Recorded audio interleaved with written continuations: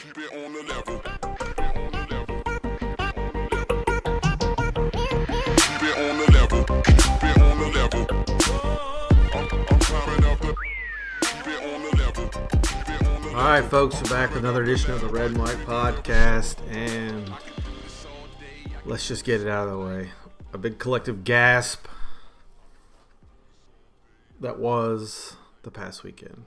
As my buddy Adam said, at least the years of being a Wolfpack fan have prepared me for all of what's happening today, and that is the question, what happened to your Wolfpack? Been answering it this weekend with friends and miscellaneous people, and here we are. But let's get out of the way. I mean, Clemson is really good. Not 34 points better, but, I mean, they're pretty good. Trevor Lawrence was fantastic. We wanted to make him beat us. We wanted to control ETN. And we did. And he beat us. But I don't think that defines it all.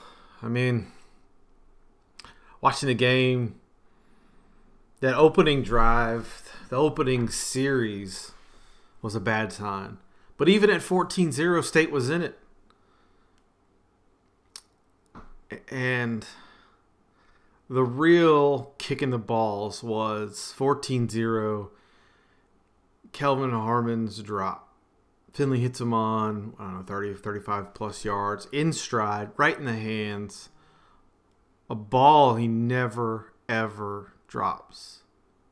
And he dropped it.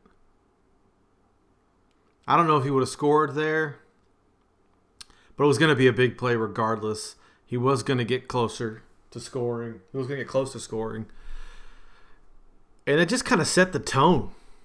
And the body language of the team was bad. And everything was bad. I don't think that's indicative of the team.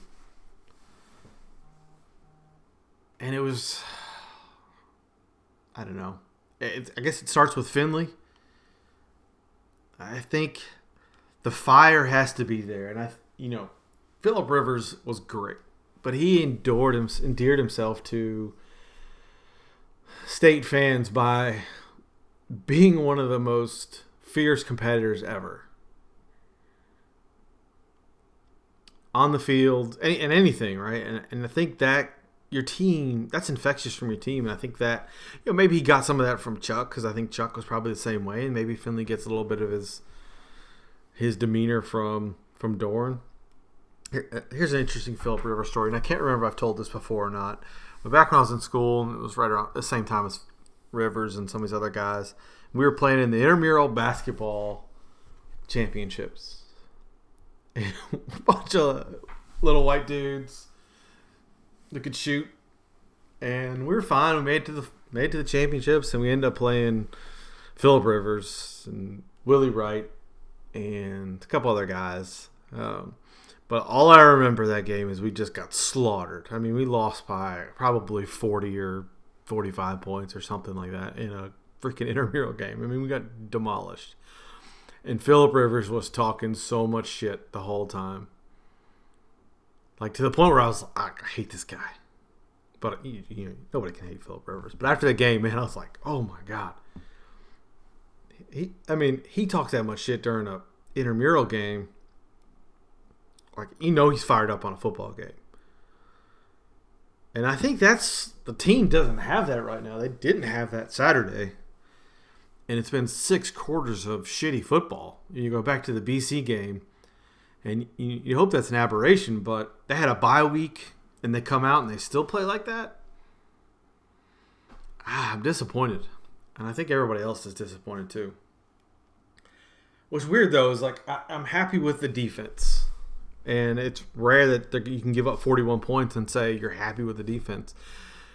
But I'm happy from this standpoint. They gave up 91 yards on 32 carries. I mean, that's fantastic. Etienne's been just killing everybody. And he held him to 39 yards. You forced 4 punts and 3 field goals. And you get a couple sacks. How much more can you ask of your front seven? I think that's pretty good. Now we can get into the defensive scheme and playing soft and giving them 10 yards here and there on pretty much every pass play. It's the same shit we've seen for the last few years. But to hold them to those sorts of rushing numbers, a team that they've just come out and rushed for like 1,000 yards in the last few games. I mean, I'm not super disappointed with the defense. I think they were continually put in bad situations because the offense couldn't move the ball. And that's super frustrating. I thought the offense was pathetic. Just absolutely pathetic. Play calling was bad. Execution was bad. And the storyline going in is their defense, Clemson's defensive line. Everybody knows. Everybody's heard the lines. Everybody's heard the headlines that, hey, they have 1,000 NFL draft picks in the first round on their defensive line.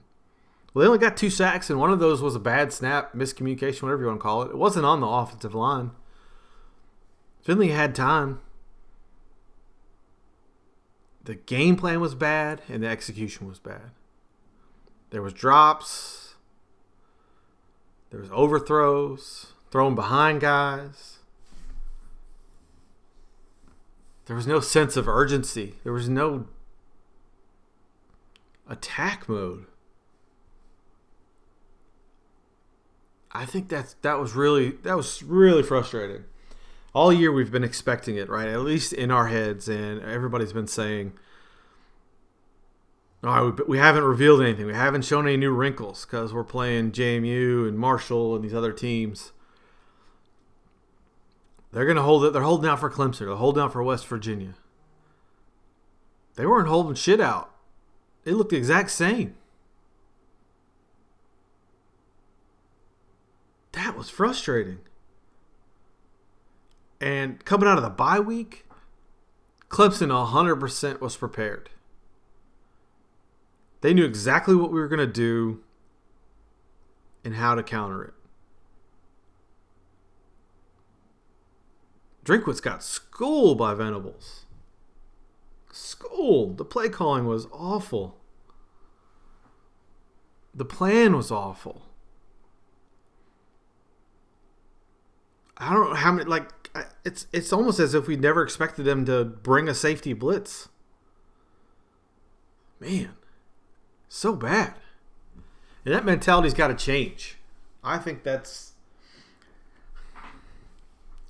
something that it needs to be defined better in the program. They need to have that kill mentality on offense. And I think that's something we're really missing. And we've been talking about that for a few years now. I mean, you can beat people, but you have to go for the kill shots, and we just don't do it. It nearly cost them against BC. It's cost us in other games for sure in previous years. Like, you got things going, don't pull off the throttle and go plain Jane. Like, you got to keep scoring. Especially now when teams can score at will on pretty much anybody. You got to keep doing that. You got to keep scoring. And you have to have that aggressive mentality. And this team just does not have that aggressive mentality to put teams away. That's a change Dorn's got to make. We've always been saying Dorn's been learning on the job. He's got to make that change. That was bad. I super frustrated in that standpoint. You have all kinds of talent. All kinds of talent. And your game plan, your plan of attack is vanilla. Mediocre. Not aggressive. You got to be aggressive. You're the little guy, man. You got to come out swinging. And they don't. Not at all. That just. You can't bring that to Clemson. Expect to win at Clemson. They're too good for that. Not many teams win on the road as it is, let alone in that environment. You got to bring something different. And I was reading on IPS this weekend, and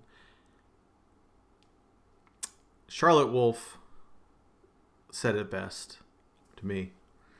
And he said, this is what we've been saying before. He said, go win the rest of these games. Let Drink get hired away by a Sun Belt team and go out and hire Graham Harrell from North Texas. Man, that would be fun. We should have hired Seth Luttrell instead of Canada from the start. Yes and yes. Now, Harrell is, if y'all don't remember, Texas Tech QB, a little bit of an air raid, but North Texas, since Luttrell's gotten there, has just been, they've turned it around, and they've been throttling people, and they're super aggressive offensively.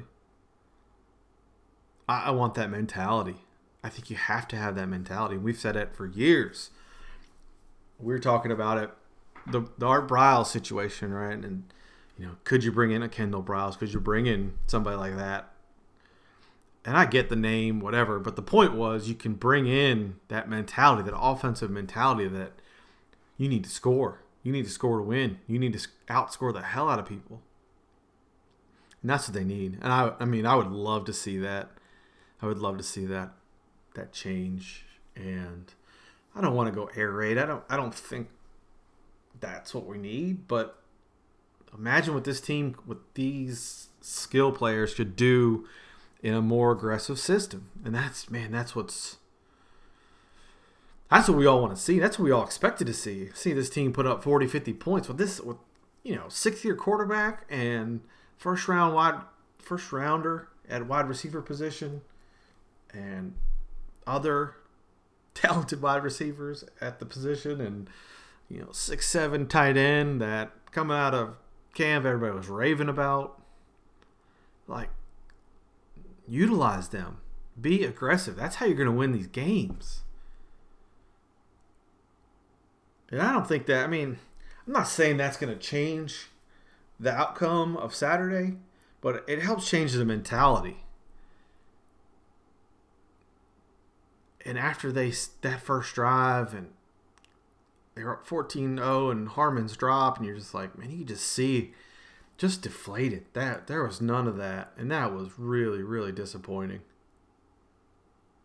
That was really frustrating. And I think everybody felt the same way. I don't know everybody felt the same way. My mentions and text messages and all this stuff was, around the same regard. Everybody felt the same way. Which they just weren't in it. It was super disappointing. What do you think was the difference? So, getting some questions from the Twitter folks. James Allman. What do you think was the difference between 2016-17 close games and 2018? In my honest opinion, I think our defensive running game losses were too impactful. I felt our best teams in 2016-2017. Our best teams were 2016-2017. 2018 is a nice team, but 2017 would beat this team in similar fashion as Clemson. No, I disagree completely. I think we had a little bit more of that killer mentality with J-Sam and a home run threat and Nyheim, but I don't think that team was more talented, and I don't think that team would beat this team. Not in a fashion that Clemson beat them. It's kind of a weird question to think about, but I don't know. The difference between the two is, like, I don't think we have that home run threat, but I think it's the mentality. The mentality is this team, even that team probably needs to change. It needs to be more aggressive. Wolf Blood. Why is our fan base so freaking bipolar?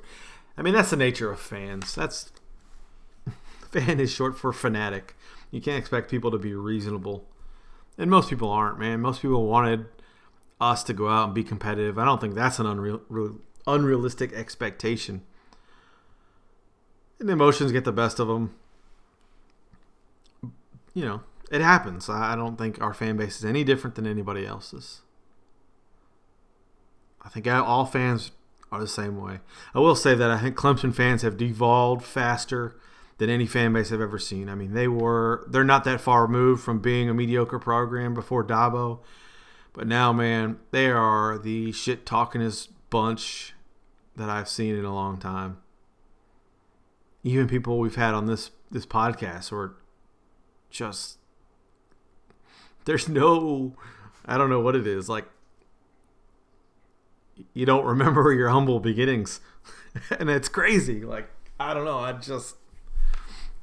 I used to go to, I've been to several games down there, and the fans are always super hospitable. They were always very nice and, very much similar similar situation as ours. I mean, very engineering heavy school and, just good Southern folks. And man, you win a few games and man, that changes. And to be honest, I can't wait to do that. I can't wait to be that fan. I can't wait for us to be in that position where you're good and it doesn't matter. You can just be obnoxious as hell because of all the years pent up being beat down. I get it, man, but man, that's something that's been on my mind lately, and the comments and stuff that's just been ridiculous, to say the least. Jody, I wish I knew what happened on Saturday. I sure hope it doesn't happen again. Did the crowd noise get the best of them? Finley didn't connect with a single receiver on a deep ball. If I remember correctly, season is not over, though. Got to get up for Cuse. I don't know what happened Saturday. I don't think it was the crowd noise. The moment was bigger than them, I think. I think that's what it comes down to. Which is a weird thing to say. I didn't think that was going to happen to this team with a 6-year quarterback with enough talent across the board that they would come out and be shell-shocked. It's disappointing. Yeah, I don't know. Part of the Finley thing was really weird, too, is that, the play calling sucked, but he didn't check out of anything. I mean, there's a couple of times where Clemson was showing, hey, we're going to bring the heat, and you're going to run a play right into it. There's a couple run plays when they ran into, safeties creeping up to the line and, overloaded one side. I don't know, man. Rivers wouldn't have let that happen. That was I don't know what it was. I don't know why he didn't check out of some of those play calls. I don't know if that's coaching or if that's on him. I'm not sure what it is. Season's not over though, as you said. Yeah. Matt, last name Breezy. Disappointing result. Felt like Clemson spent the bye week scheming everything State likes to do. And what did State do? I never expected them to win, but I don't think being upset they weren't competitive is unwarranted. Absolutely not. I think you're exactly right. I'm very upset they weren't competitive. That's the most upsetting part. They came out and looked unprepared and got their teeth kicked in. And exactly that. I said that too. And it looks like Clemson spent the week studying State. And State said, hey, we're going to keep doing what we do. And I know that's not happening. I know that's not what happened, but that's what it looked like. And that's what the frustrating part is. We're disappointed. I think that's okay to feel like that. I mean, that's a natural reaction. David Stanford. Looking back, yeah, okay, we weren't going to win that game. But to come out of it and just look like so inept was weird. With all the talk early in the week. These guys are not chumps, but looked that way on national TV. Clemson's a great team, but the Pack could have made it look way better. And that's exactly it. It's the same. I mean, you guys are all saying the same thing. Just disappointed that you looked bad and non-competitive. Chance to be open some eyes. And, again, you're just going to roll over and play dead. And I think that's on the coaches. I think the coaches really let me down that game. William Dietrich. It was ugly, but the result was not overly shocking. Not impressed with the Pack, especially coming out of the bye. Clemson is very good. Must be nice to have 2 deep of nothing but Power 5 level starters. I think the biggest test of the season comes next week in terms of how the Pack responds. Yeah. I think the number was Clemson played 84 players in that game. That was the stat, which basically everybody. And you look at the team like Alabama, and they played 48. And so they're pulling off a throttle. Dabo's putting his backups in, getting them reps, and they're still kicking ass. I mean, that's not good. I did watch that game, and I was sitting there thinking, man, we missed on some of these guys, and they're beating us right now. DeAndre Overton, Travion Thompson, even Christian Wilkins and Harrison Muse. I mean, these are guys where State was on and with them to the end, seemingly. But they picked Clemson. And now watching them beat us, I was like, man, that hurts. I'm not a big fan of that. Next, we'll get to the next game in a minute. Cam Buchanan, thoughts on why we haven't been or appeared so unprepared the last 2 years after a bye week. Nationally relevant game. Looked like our best players didn't even show up after a bye week to get ready. It's very similar to me as the third quarter thing. I don't know what it is. Halftime, third quarter. I'm not sure why they look like that. Why there was no sense of urgency. But, I mean, I'm going to give Doeren the benefit of the doubt that it's not how he coached them. That's just what came out. But that's got to change. He's got to continue evolving, continue learning. I don't know. Ben Lale. I understand it takes a while to build a program. We're starting to win the games we should, but how long till we have to wait for a team to compete for an ACC championship? Well, I mean, we were competing for an ACC championship in theory. I mean, that was the de facto championship game. The Coastal's garbage. Everybody knows that. They weren't competitive, but I think that's what that game was. I mean, that game was exactly that, and that Clemson played like it, and we didn't.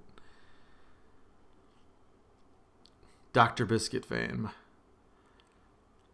Thought the defense looked fine. Strategy was to stop Etienne and make Lawrence beat us. They stopped Etienne. The problem was Lawrence is legit and burned us for a career day, 308 yards. He also said, more upset and surprised how anemic our offensive looked. Obviously unable to score points, but had difficulty even moving the ball. Do you think it's an X's and O's problem or are Clemson athletes that much stronger, faster, better than our guys? No, I already talked about it. It's 100% schematic and motivational. Lawrence is legit. I even thought he was a little faster than most people expected. At least than I expected. But he did not miss a pass. We didn't pressure him much, which was disappointing. Clemson's got a good O-line. I said that last week. But, I mean, he just sat back there and ate it up. That and the offensive performance is X's and O's. I think that's 100% schematic. It just looks like they didn't come out and try anything different. Throw a new wrinkle in there. I think that was really, really upsetting. Really frustrating. Yeah. I don't know. Syracuse is favored. It's coming up week. I might record another one later in the week if I get the motivation. Got a little deflated after this one, but we got a rebound. I mean, I think I don't know what to expect. Syracuse favored by 1. I think we're the better team. They just played an overtime game. Carolina scored 37 on them. Is this team going to come out and play focused? Or are we going to get the second half of the BC game? Or are we going to get the Clemson game? Let's get first half of the BC game. That's what I want to see. That's what everybody wants to see. Put 4 quarters like that together. I think we're the better team. I'm confident in it, but Cuse plays aggressive. And they have that, Dino Babers is the Art Briles disciple. He's got that mentality. Hey, we're just going to try to keep scoring because we know everybody can score. And you got to stay on attack, and he's got that. And we don't. We haven't had that yet. So I think we're the better team. Am I confident? No. I don't know what's going to happen. They're going to go up there and probably try to establish the run, which, I mean, I guess. But you use the guys you got, man. Start being aggressive. Let's score. Let's score a lot. Let's make it fun. That's what I want to see. I asked a question last week.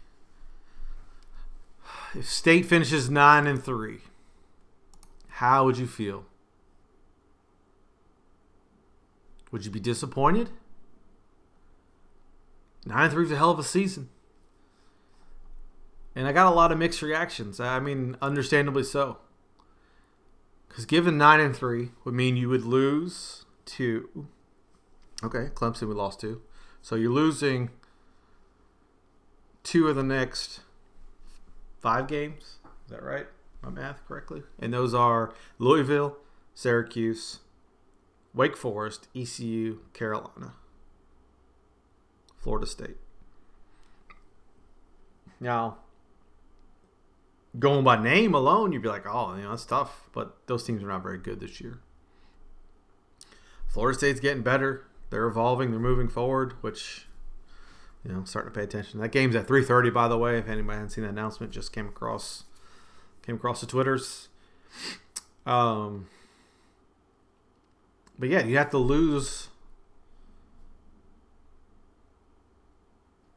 2 more of those games. You're going to lose 2 more of those games.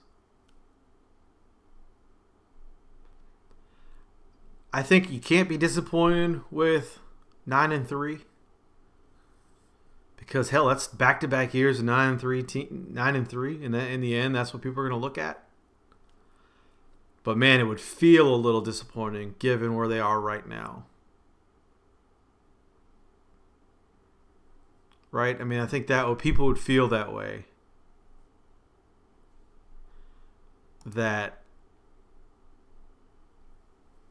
I think 11-1 is real. I think it's out there. I think you're still playing for a big time bowl game because all these teams are beatable.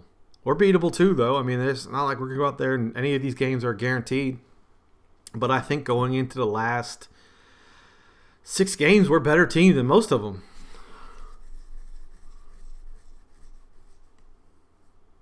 But they haven't shown that consistency. They haven't, and I think that's the concern. I think I'll read some of the reactions, but I think everybody kind of feels the same way. Prior to what we know now, I'd be happy with 9 wins. Now, this is before the Clemson game, granted. Losing more than 2 of these games is going to leave our sour taste in the fans' mouth. I mean, yes, I think that's going to be short term. I think even if you lose a few of these games, you might be a little pissed in December, January, but come June, you're going to look back like, hey, 9-3, and you're going to start getting amped for the next year. I went to school during the Tom Reed era. We had 3 seasons of 3-8. 9-3 sounds pretty good to me, and I think that's that's the right mentality. People remember how bad this program was for a long, long time. It wasn't until we started taking things seriously.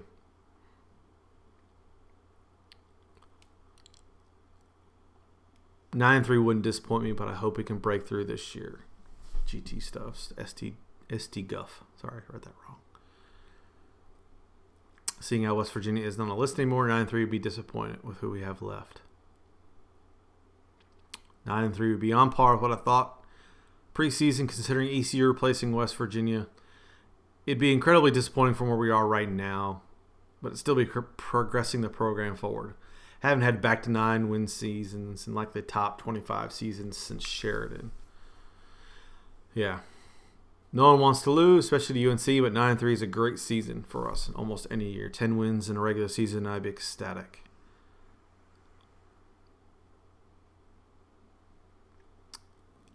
I will not be satisfied until we beat Clemson for win the ACC championship.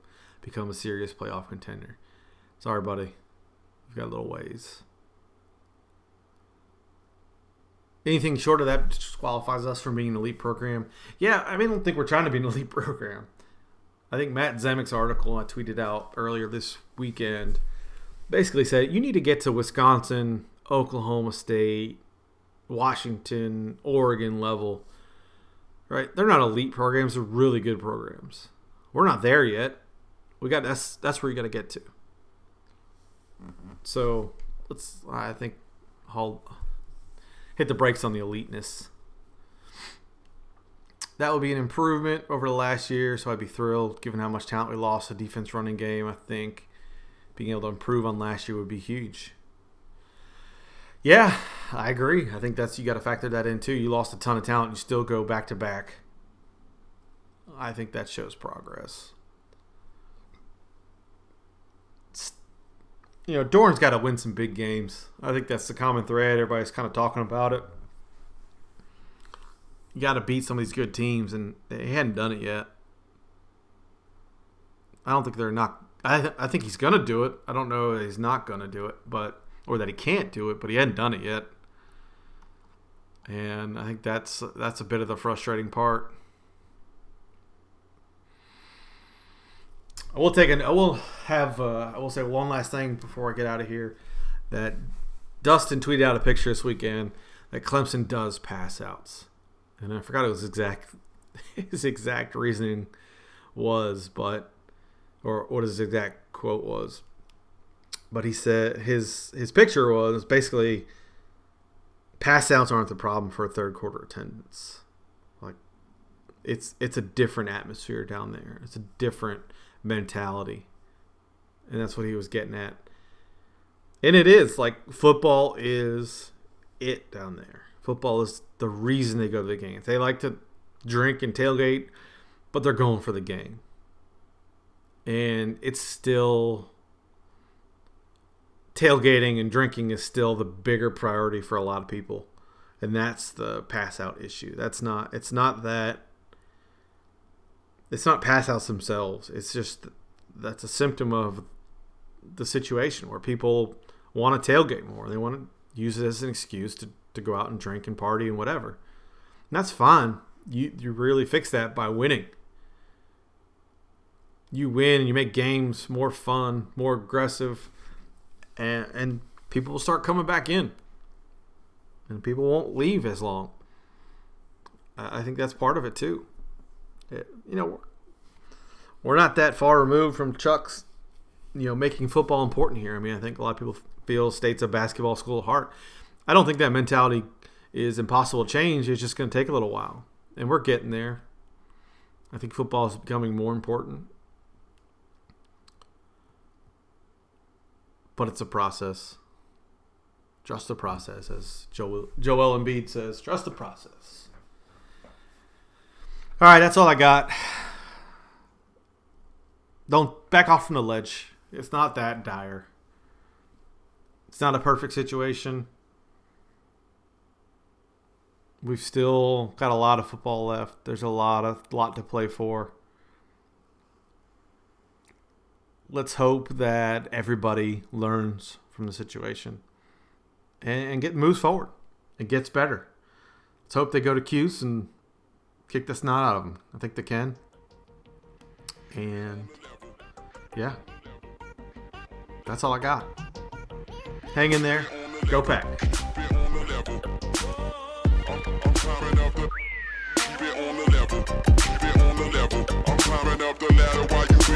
Shovel.